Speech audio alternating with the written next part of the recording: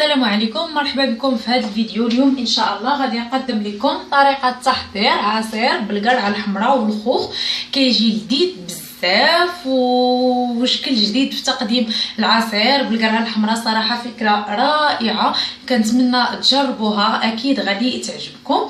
المقادير اللي كنحتاجو في هذا العصير: كنحتاجو نصف لتر من عصير البرتقال، كنحتاجو السنيده بطبيعه الحال على حسب الذوق. بالنسبه للناس اللي كاع ما كياخذوا السنيده في العصير فيمكن لهم كاع ما يستعملوها سنيده او السكر حبيبات.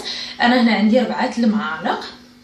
عندي هنا 250 غرام ديال القرعه الحمراء، كنحيدوا ليها القشره ديالها، كنقطعوها مكعبات كما كتلاحظوا معايا، وكنسلقوها مزيان حتى كطيب وكتولي طايبه مزيان. وكنحتاجوا 150 غرام ديال الخوخ، مقدار واحد 2 خوخات كبار.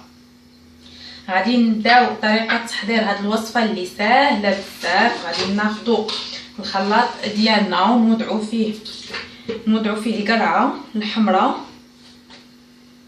نوضعوا عليها نصف لتر من العصير ديال البرتقال، كنطحنوها مزيان هو الاول بطبيعه الحال مع السكر.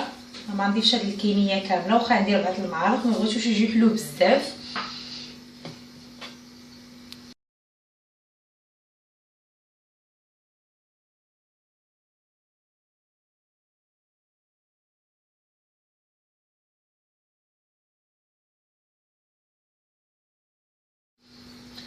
بعد ما كطحنوا القرعه مع عصير الليمون، فكنضيفوا هاد القطع ديال الخوخ ديالنا وكنعاودوا نطحنوا.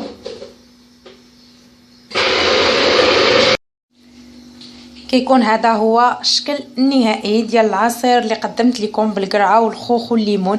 كيجي لذيذ بزاف، وراه كيجي عاقد، ما كيجيش جاري بزاف، كيجي زوين صراحه، والمذاق ديالو رائع. نتمنى تجربوه. ما تنساوش تشتركوا في القناه، ديروا جيم لا فيديو الى عجبكم، وتبارطاجيوه باش تعم الفائده مع الناس كاملين.